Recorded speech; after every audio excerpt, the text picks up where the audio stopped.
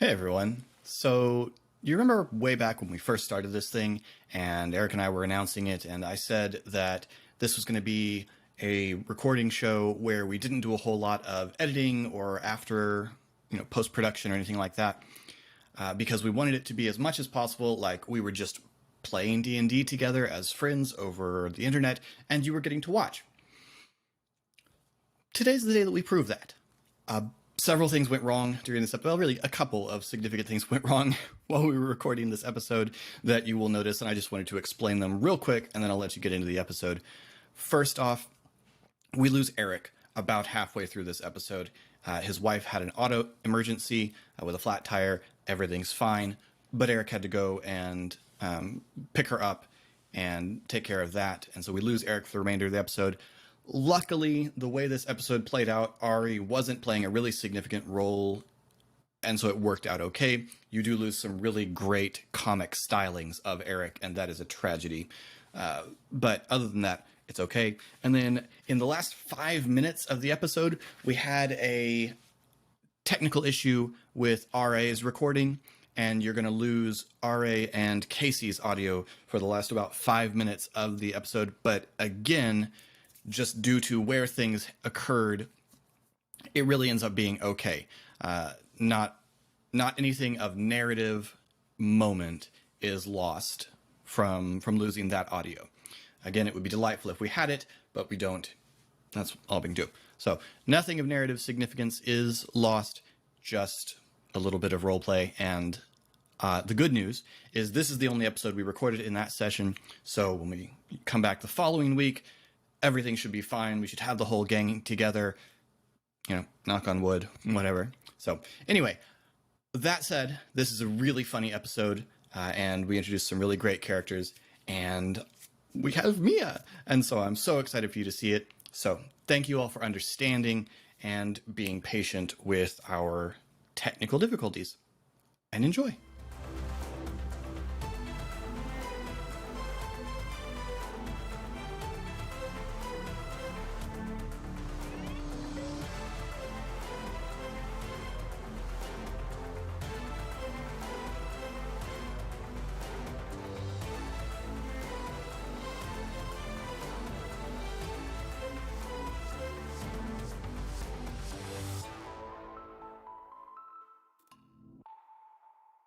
Hello, and welcome to Khyber Shards, a 5th edition actual play show set in the Eberron campaign world.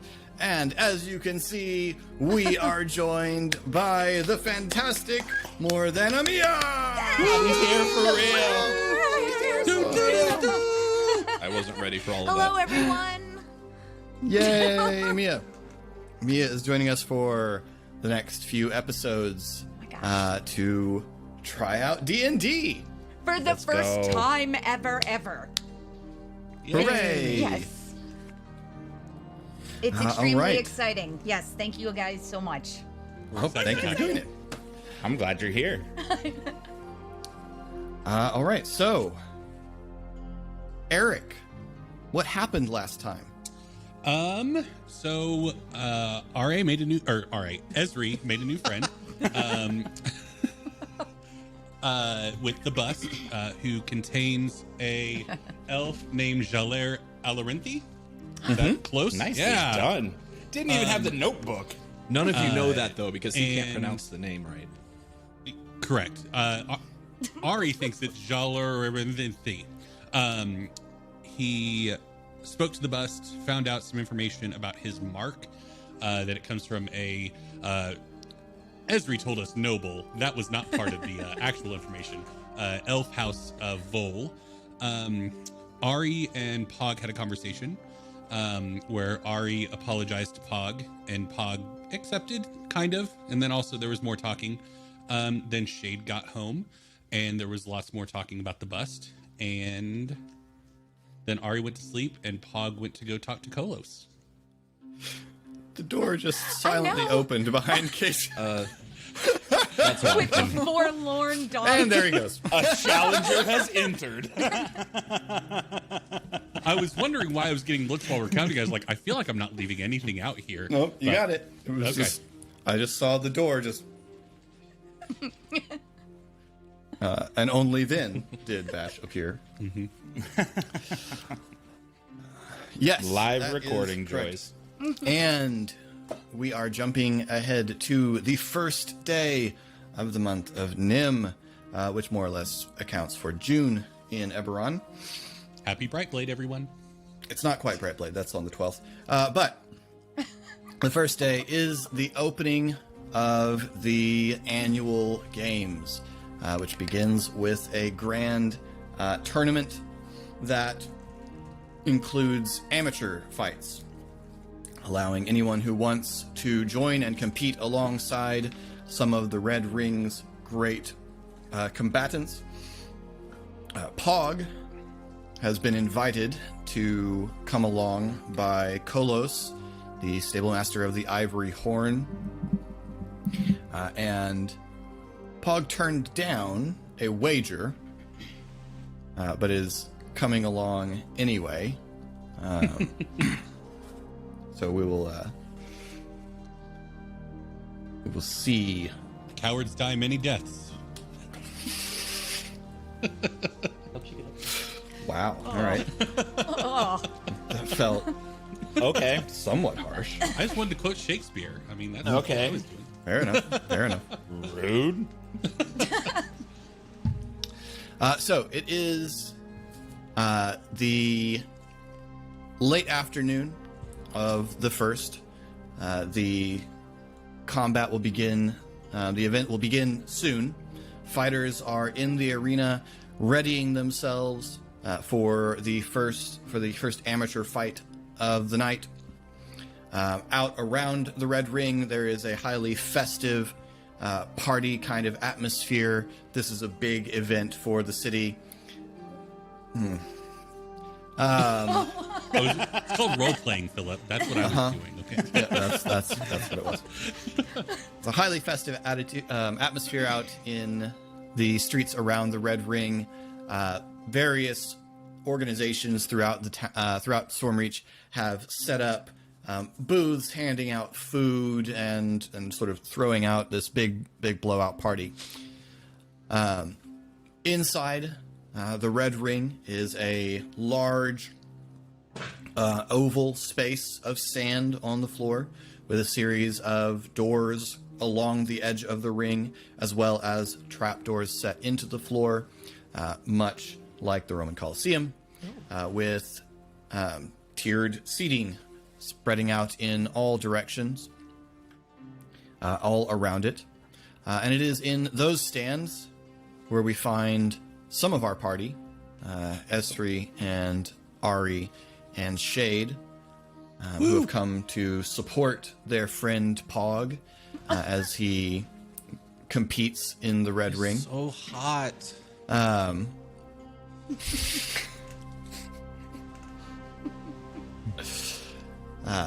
Meanwhile, in the interior space of the Red Ring, we see rows of armories with racks upon racks of weapons.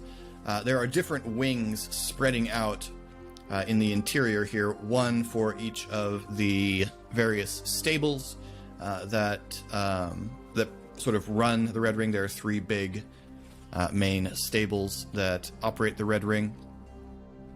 And we move over to the Ivory Horn. The Ivory Horn is known primarily for a couple of things. One is it is the newest significant stable in the politics of the Red Ring. It is run by Kolos, and Kolos uses no gladiators employs no gladiators who are criminals or otherwise coerced into it. All of Kolos's gladiators are volunteers, and all of them get a share in the take. Convicted criminals. That's true. Pog Fair, is very yes. much criminal. No one in Kolos's stable is there because of their conviction. Yes, there may be many criminals in Kolos's stable. On the other hand, it's Stormreach, so if you haven't been caught yet, does it really count? Got no cred.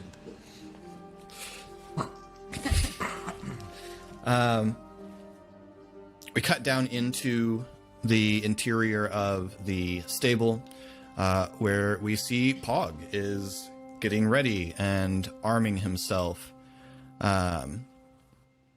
assisted in doing so by Solarka.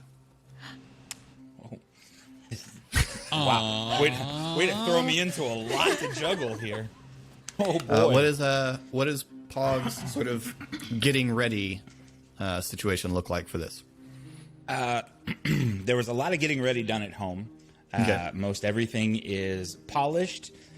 Maybe just having Solarka double check with her expertise and make sure everything has been sharpened properly, and then strapped up. We're going to be going in with Fury's Edge, obviously, and then my small hand axes as well.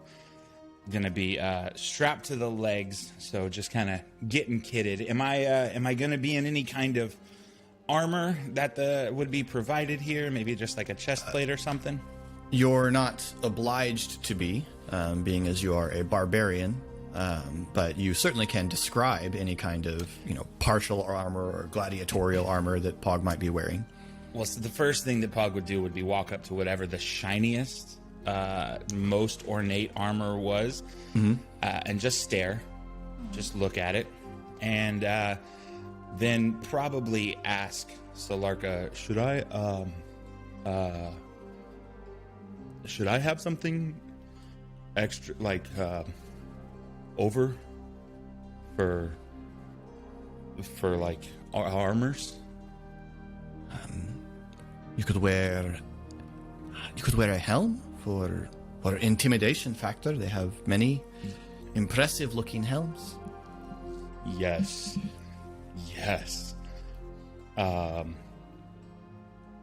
For the head. Yes. Right? Yes. I'm gonna go look at the helmets. Find a suitable option to remove the head wrap and put something. I'm envisioning that he would go straight for the least attractive, so it's kind of gonna look like one of the original NFL leather heads. just a dome pad over the head, but it's gonna do a pretty good job of covering here. So Okay. that's With the Sort ear of flaps, though, that leather. those helmets had? It's a leather cap. Yep. Awesome. A little bit down from Pog, we see another gladiator preparing themselves. R.A., describe what we see as we So sort of pan our sorry, view down. Before I do that, are we in the same stable? Is that what's happening? Okay. Yeah. So when you Yes. looked at the shiniest, most pretty armor in the room, you were looking at the chest of a 9-foot tall, dark-skinned really uncomfortable. Goliath. Bald head, big, bushy, black beard with glittering gold tattoos, geometric tattoos running down his face, around his head, and down onto... Well, you can't really see his arms because he's decked out in shiny plate. Actually, Philip, is it okay if I'm wearing the plate? Okay. Yeah. You just described my Assassin's Creed character. That's rad, dude. And yeah, he is just standing there, chin up, watching everyone, kind of side glances, not taking, trying not to look like he's taking notes. Hi. That's really, really pretty chest. Very pretty armor. My chest armor is the prettiest that there ever has been. Little half orc. Yeah. That wasn't as nice as I thought it was going to be, Solarka. You look fine, Pog. Oh, thank you. Over to another side, we see a substantially less heavily armored gladiator getting ready. Casey, why don't you give us a description of your gladiator? She is about 5'5". She's a water genasi. She is blues and greens and just looking around, and every time she makes eye contact with someone, she's like,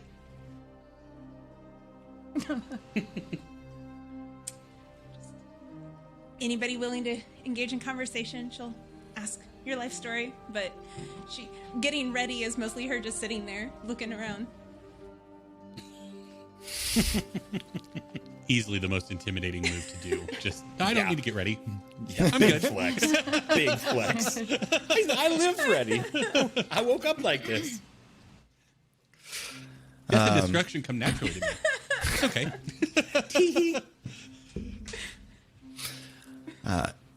Into this strides Kolos.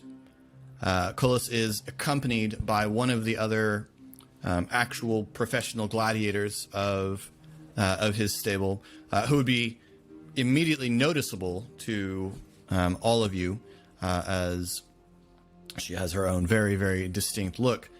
Mia, would you like to describe Nardali? Yes, Nardali Eula. She is about 5'8". She is a drow. She is tall for a drow. I wasn't sure if there was any height differential between male and female drow, but she's tall for a drow.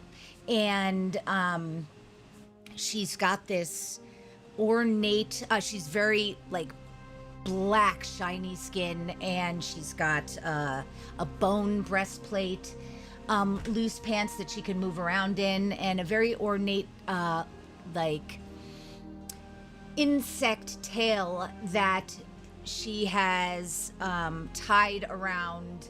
You know, she's got it tied around with a leather belt, and it is part of her costume. We can sort of, I suppose we could leave it like that, or I could talk more about it, but That's fine. that's Nardali. So it's Awesome. she's got like an insect's tail tied. She has got no. Okay, that's hilarious. No, Here she's comes got. Captain Literal has entered the chat. Oh, you have No, no, this is idea. fair because none of you can see my full HeroForge getup, but it's a you know what, that tail is maybe 2 to 3 feet long, very like large and bushy, like a bustle almost, and multicolored, but got some hint of, you know, red paint that could be blood. We're not sure. Nice. Awesome. Kolos strides over to where Pog and Solarka are standing, and stops there and looks down at Pog. Pog. Hello, Kolos. How goes? He turns his attention to Solarka. Your father sent the thing. And Solarka says, oh, yes. And she walks over to where she has left a bundle, and comes back with a cloth-wrapped object and hands it to Kolos, who takes it and sort of pulls the cloth off of it. And what you see is a weapon, is a long, about 4 foot, actually in Kolos probably, like 5 foot long shaft, and at one end is a very, very thick, heavy-looking axe head, and at the back end is a very sharp, shiny spear point.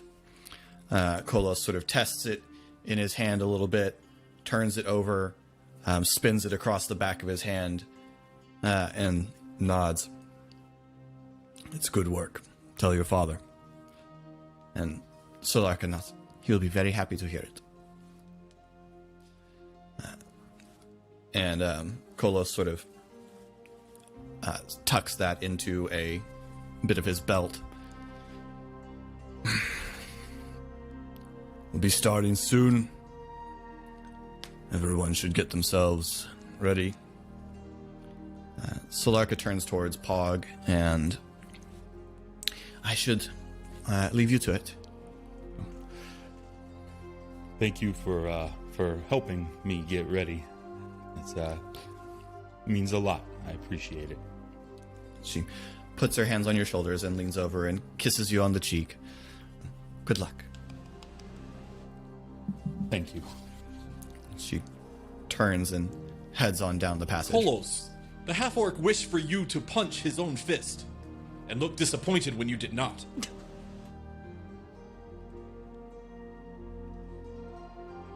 It's true. Kolos sort of walks over to Locknitu. Yeah. Yes. Okay. He does not want to punch your fist. He turns and Tog's gonna walk over to. Did you say Lockney is the name? Locknitu. What? Locknitu. Gonna walk over to you and go. It's a fist punch. I do it with my friends. Like I will punch your guys. fist. Like this. Way harder than you should have. Good. Really? Yup. That was Is it a contest?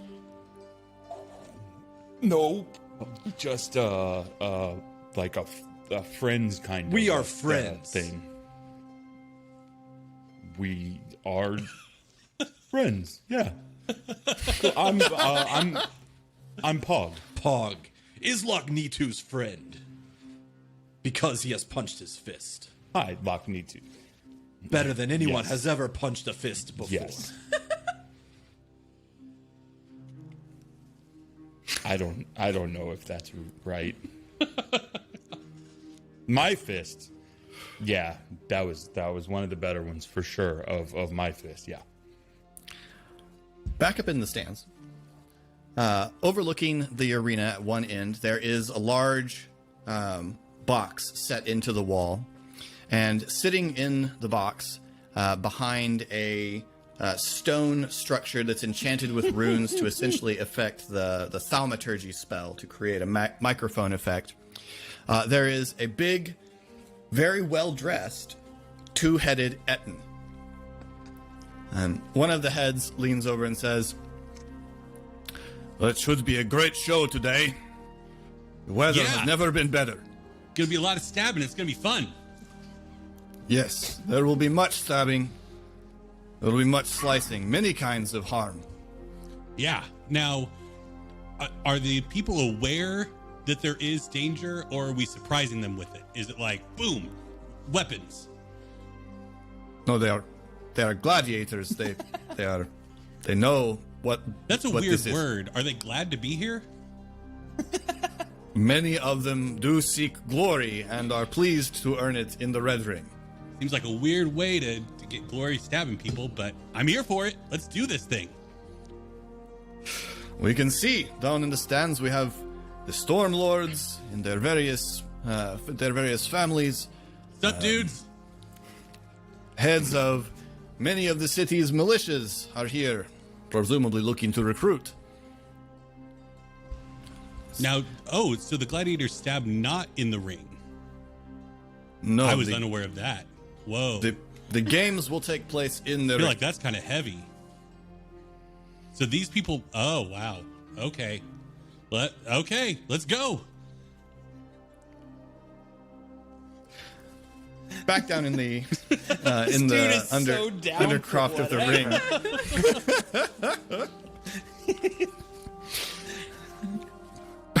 Back down in the undercroft of the ring.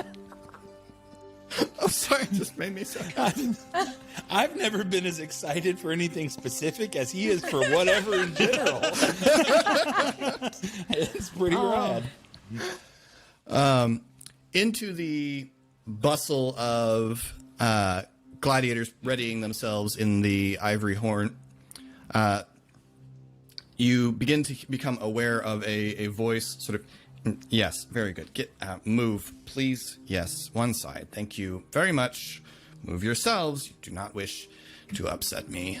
And a gnomish woman is sort of moving through the gladiators, and as they become aware of her, they're sort of scattering out of the way. And she walks up to Kolos, who, I mean, she looks in the knee, basically, and sort of looks up. Kolos, is this sufficient? And Kolos goes down on one knee politely. And says, yes, I believe this will be a good show. We have put a lot of money into it, and I would very much like there to be a return on the investment. I think it will go well, Lady Kiris. Good. She looks around and her turns to Nardali. Nardali, you would know this person. This is one of the Stormlords, Kiris Selshadra, and one of her sort of areas of oversight is criminal justice, which includes the Red Ring. And she sort of looks up. Nardali, you are still alive for another season, I see. Yep. I am still doing this whole thing. Yeah. Good to see you. Very good, yes. You will perform well today and entertainingly. Yeah, it'll be fine. It'll entertain. Yeah, yep. That is good. It would be disappointing to the fans if we did not. Very good. You, and she points at Pog. I do not know who you are. Oh, I'm Pog. Pog. Yeah. Is that an arena name, or is that an actual name? I didn't know we were using made-up names. You may, if you wish. Not everyone does. Kolos and Nardali do not. I just made that declaration. I assume you don't have. You haven't also got a ring name that you haven't told me about, Mia. I have not. Okay. Very serious about this. I am Pog, and I don't know, what have I done? He is Loch-Nitu's Pog, friend. Pog, the Loch-Nitu friend, yes, but that's not for the fight, I don't think. The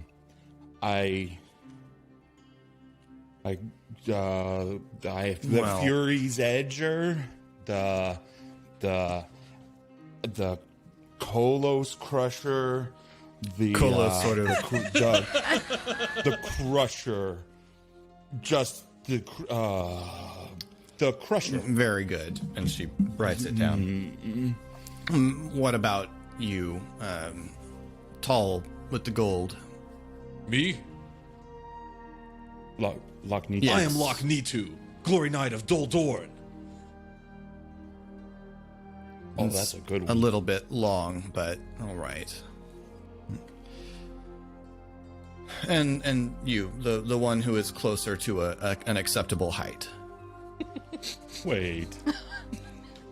It is a good height. She points at Drea. My name is Hydrangea, Yes. but most people call me just Drea, and that's cool. That's fine. Hi, Drea. Hi. Drea, very well. I am expected to give Did I do it right? encouraging speeches to each Real good. stable. It is a tradition of whatever Stormlord has oversight of the ring. I find this extremely distasteful, and feel that it involves far too much time around all of you. So I will keep this short and allow you to resume your preparations. If you die today because of some malfunction in the safety systems, please attempt to do so in the most entertaining way possible. It will be excellent for ticket sales. I'm so sorry. But we'll Is be this- dead already. Is this it? Like the Is number of what people it? competing. Is this? No, there are competitors from the other stables as well. Not all of the stables offer an opportunity for non-bloodbound to participate, but both the Storm's Fury and the Wyvern's Tail have submitted competitors, I believe. You said that they're in other stables? Yes. Okay. There's no horsies in ours. Are they going to have horsies? Because that's unfair if No. they have horsies in their stables. There are no horses involved in today's event. Okay. And Nardali is standing there throughout all of this. She stands very upright, and she's just looking from person to person and watching all of these interactions with increasingly raised eyebrows. They're going to pop off her head. She stays Yes. around too long. Yes. Best and brightest. Best and brightest. Which of you has been tasted and found lacking? What? No one has tasted Same. me. Why don't would You said that you found means. us one distasteful. taste? Oh. That's not what that I know that word. That's not what that word means. She looks over at Kolos. I am going to leave now. Thank you, Kolos. I hope this was encouraging. And Good day, Kiris. Good day, Nardali. Bye, ma'am. Have fun. Yes. She's off to go make more costumes for the Incredibles. Is she gonna fight too? Are we going to fight her? Kolos looks. No. Oh, I was definitely That would feel told that real bad if I everybody fought her. fights.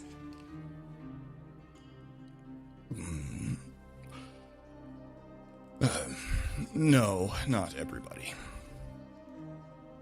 Oh. Okay.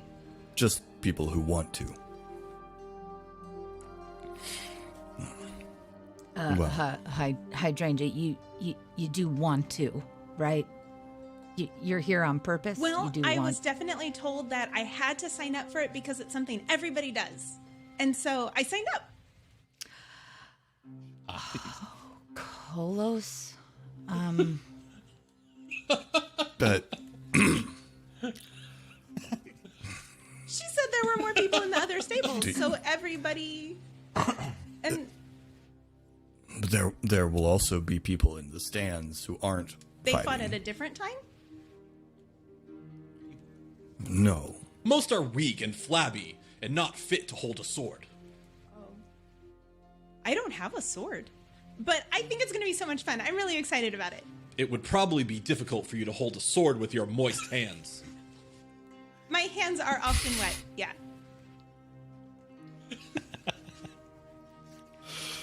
Nardali was- walks away just a few feet and starts moving through her limbering up regimen because she would like to remove herself from this situation and focus.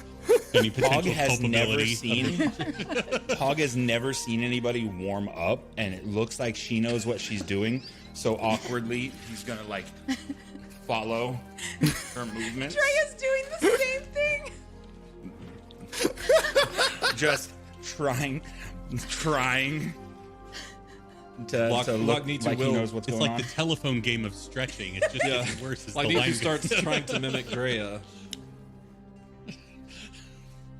You're Kolos. doing YMCA. How at you the feeling, end of the line? Kolos? Kolos watches for a moment, and we hear Kolos's internal monologue go, I've made a huge mistake.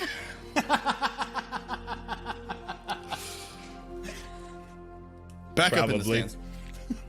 And of course, because this is amateur night, safety is taken consideration of. Many of our stable hands along the edge of the ring are carrying wands that will allow them to spare the dying Now, And can their ones also kill? no, Oh, that's weird. their purpose is not. They are not gladiators. Their purpose is. So not everybody that we see down in the ring will be gladiators. That's good to know. It's good to know. Yes, that is correct. Yes. Additionally, their wands will allow them to cast Featherfall in the case of potentially lethal falls from great heights, which will be relevant in our first event. Oh, what are we going to do for the first event? The first event is the Crow's Nest of Terror!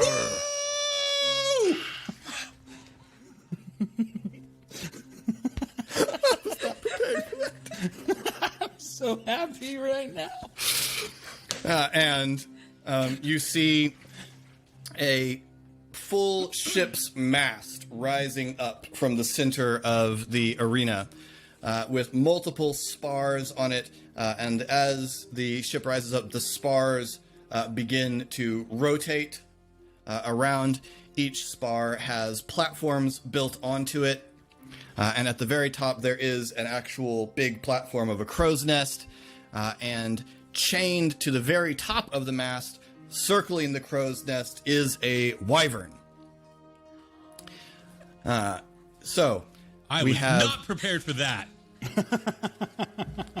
yes, today's wonderful event. So the ring is a boat? What? It's got the ship's mast coming out like it's a boat? No. That's No. wild. Today's event was designed by our own Storm Lord, Lady Khyber Shards. And you see down on the bottom, and those Give of it you, up. those of you in the stands do see a small figure, sort of walking out across the sands, and one of the stable hands runs out and hands her essentially a wand, which she holds and looks up at the crowd. There are many of you here. That is excellent. We will today see a competition between people who are prepared for gladiatorial combat and many people who are not. It is to be hoped that all of you will enjoy and return for many more days of the games, on which I assure you primarily professionals and skilled combatants will participate. Bro, she sucks at this. That- She's real bad at talking in front of people. I believe that after there will be more food and desserts provided in the streets outside by the various factions of the cities, including the Stormlords. Even if the events that follow are in some way disappointing to you, be assured that there is food afterwards. That is all. And she hands the wand back and just makes her way back across the sands and disappears through a door. Well, that was Khyber Shards, our generous patron. Wake up. Very well. And now it is time to see our competitors. Representing the Ivory Horn, here's... What? Loch Nitu, Glory Knight of Dol Dorn. The big gate opens. Loch D2 walks out onto the sand, yes, and Yep. draws his just ridiculously broad and long sword that has no business in the laws of physics. Raises his head to look at the fans, says, "Shade your eyes and clench your bowels, for behold you stand, Lochnitu, the glory knight of Dol Dorn, bearer of the wrath of the Tempest. Today he shall win glory before your eyes as he destroys all of his enemies, and even perhaps his allies if necessary. Never have you beheld such a wondrous creature, blessed by the storm god himself. Me, Lochnitu. You may applaud." Well.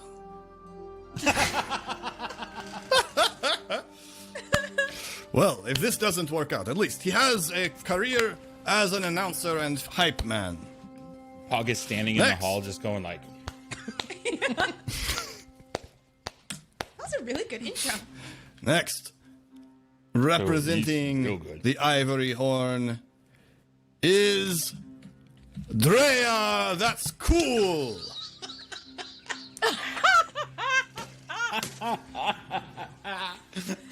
Drea just skips out. Hey, time out real quick, everyone. Oh. Miley has a flat tire. She's right down the road, though, so I need to go deal with that, and I will be back as soon as I can. Okay. So just keep rolling without me if you want, and then, yeah, I'll just be back as soon as I can. But I have to go help her out. Yeah. Okay. Make Sorry. the Say, call, Philip. What you want to keep it? You want to?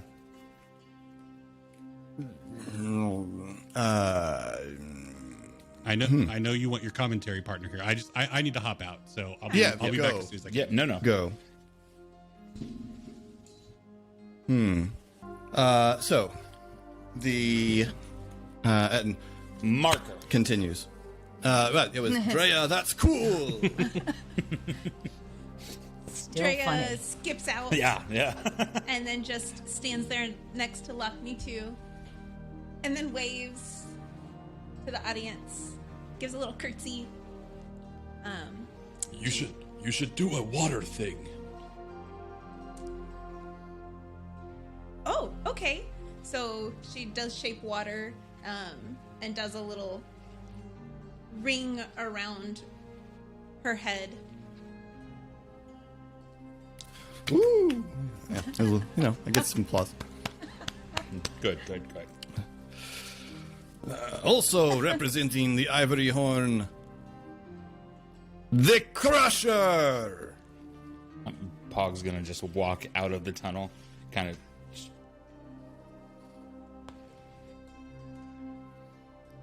Many There's will a lot of remember that the people. Crusher Yeah. recently won Fury's Edge from our very own Kolos in a bet on the streets. Woo! There's a lot of people in here, you guys. No, it's kind of exciting. It's a lot of them. Don't worry, they are not here for you. From inside the Okay. tunnel, Kolos, he won. He won Fury's Edge.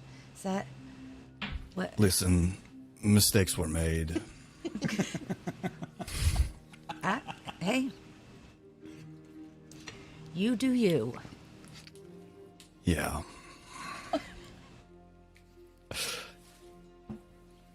Our other amateurs for the night, representing the Storm's Fury, is the Iron Bull. And a door across the arena opens, and outstrides another Goliath, actually, in an ornate, full helm with two really large sort of horns projecting off the front of it, wearing a full armored scale armored arm down one side and studded leather over the rest of their body.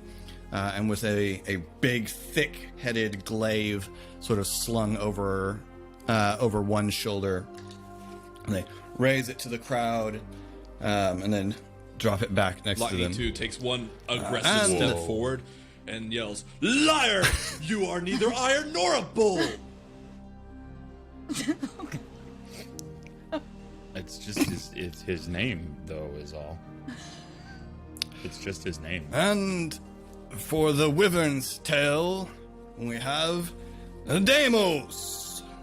And another door opens, and out very acrobatically comes a tiefling who takes 3 steps and then leaps into the air, corkscrewing through a backflip, and lands.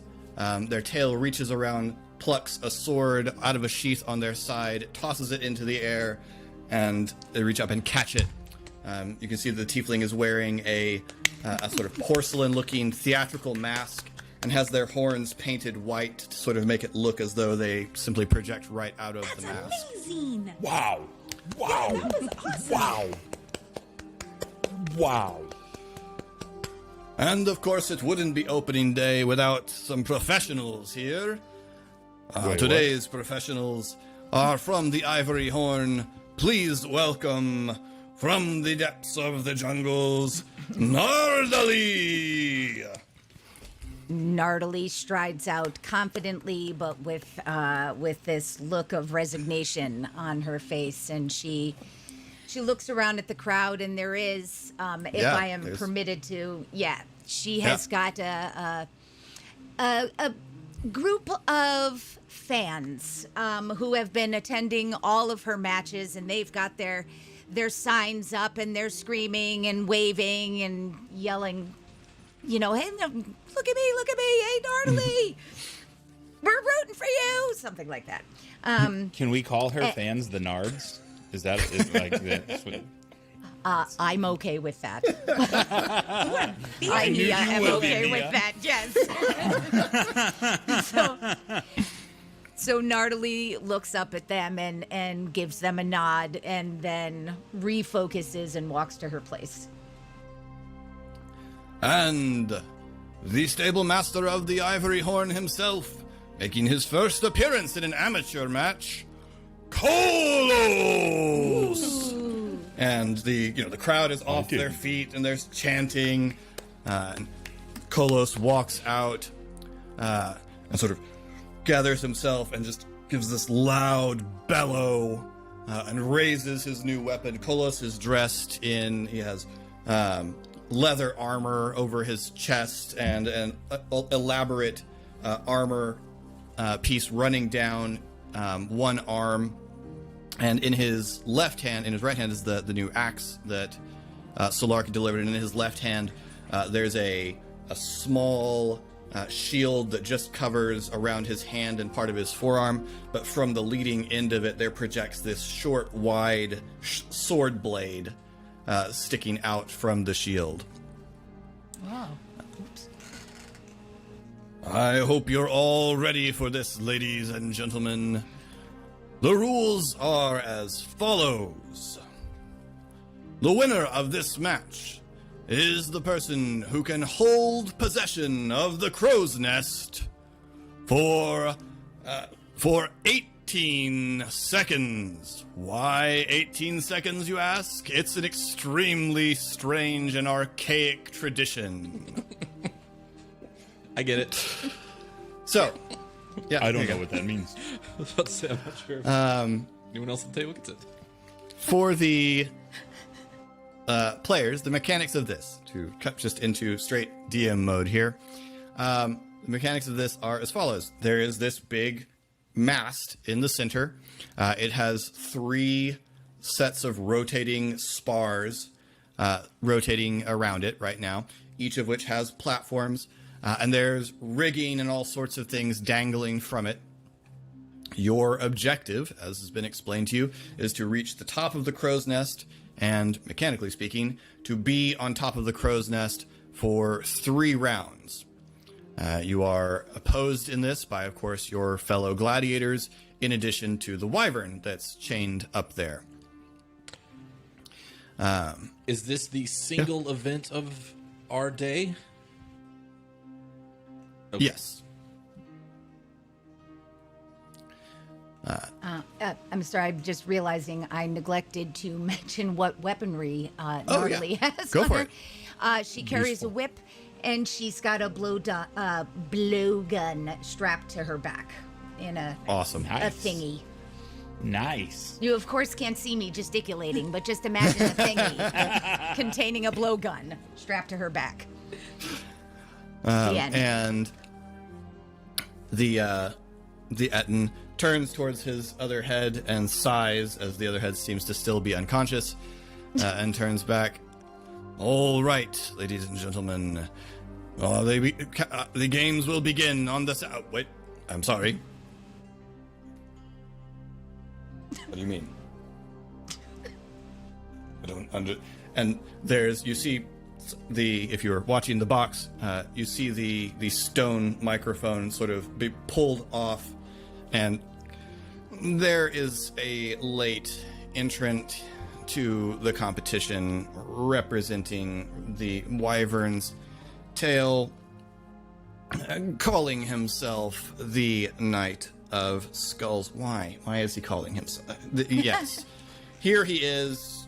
Cheer for him. And goes back up. And trotting out of the same gate, you see a human dressed in plate armor, with bits of bone sort of grafted into the plates, and wearing a full helm that's shaped to look like a skull, and carrying a big great sword, not quite so ridiculously large as not Lock Me Two's, never fear, but carrying a big great sword that has bits of bone sort of grafted onto the blade, as well. And he raises the sword in salute, and then brings it down, sticking it into the dirt. Wow. Well, if there are no additional interruptions, I suppose it is time we began. His helmet is way So cooler. are we a team? Ladies or are we, and gentlemen. against each other? Cola sort of.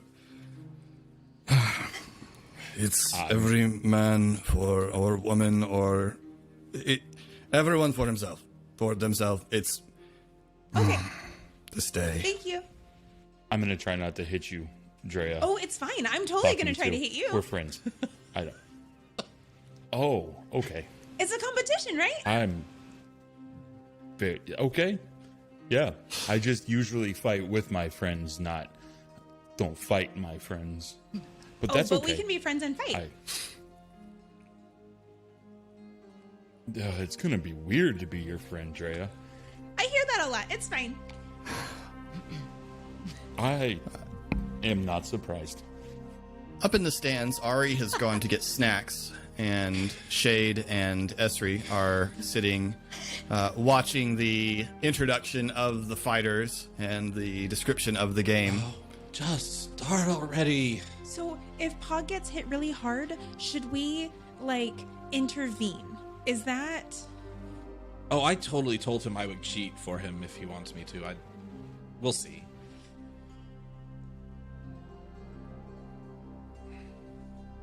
I mean, I don't he's think gonna do fine I though? don't think you should jump in there.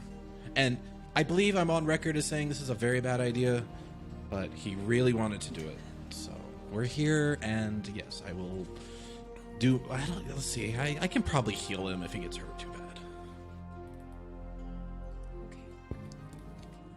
bad. Esri, this place is a little weird for you because there's kind of a constant background static of noise, because gladiators are often buried under the arena. Gross. So there is just sort of a constant background static of.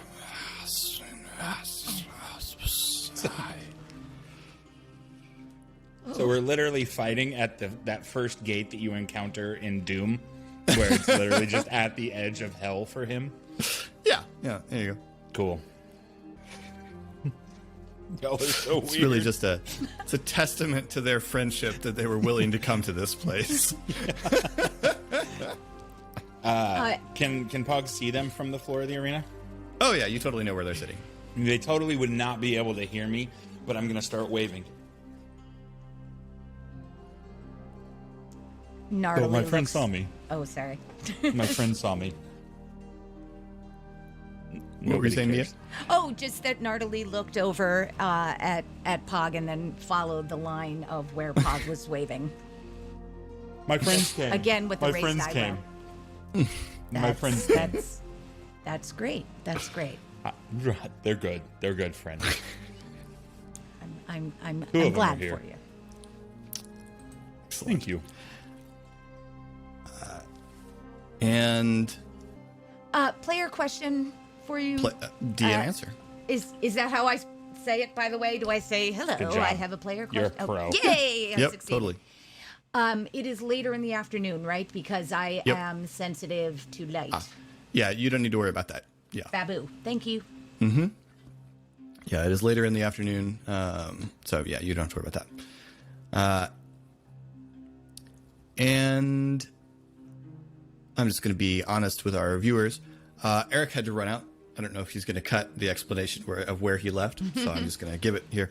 Eric had to run out, help his wife with a flat tire. So we're going to take that opportunity, as we are right about it at an hour, to cut this episode there right before the gong goes and we roll initiative.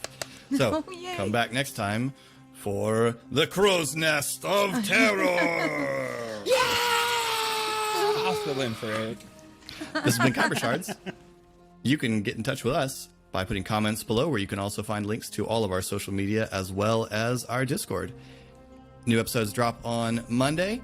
We do on Friday a Khyber Shards Answers episode where we take questions from our listeners. You can put those questions down in the comments or over on the Discord. I don't know why the Discord's over here to my right, but apparently it is. So look over there to my right. Don't where you believe will him. find- I don't know. No, don't believe Yeah, him. he's probably completely wrong wrong on on this. this. I'm just It's making down things there. up. It's down there. Yeah, there's where the link is. Go down there. We are so happy to have Mia joining us. Mia, do you want to tell the people what your streaming schedule is? Plug the sandbox. Absolutely. I was. Yeah. With what? No, okay, so I stream on Twitch at twitch.tv/morethanamia. What am I saying to you? I stream on Tuesday, Wednesday, Friday, and Sunday evenings. So that is Awesome. where and when you can find me. And my community is the Sandbox, hence plug the Sandbox. Yes. Yes. Wow. But not Very know you were in poop. there. Right. Yes. Yes, Mia is a very engaging streamer. So if you haven't checked out Mia's Twitch, please do so.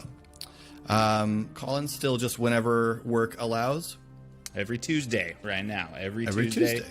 we are plugging away with some chatting time, getting through story games, and then after that, it's whenever restaurant life allows. Okay. And that is twitch.tv/sorrybtr, where the O is a 0. Believe That's me. That is all of the plugging. Thank you so much for watching. This has been Khyber Shards, and thanks for rolling with us.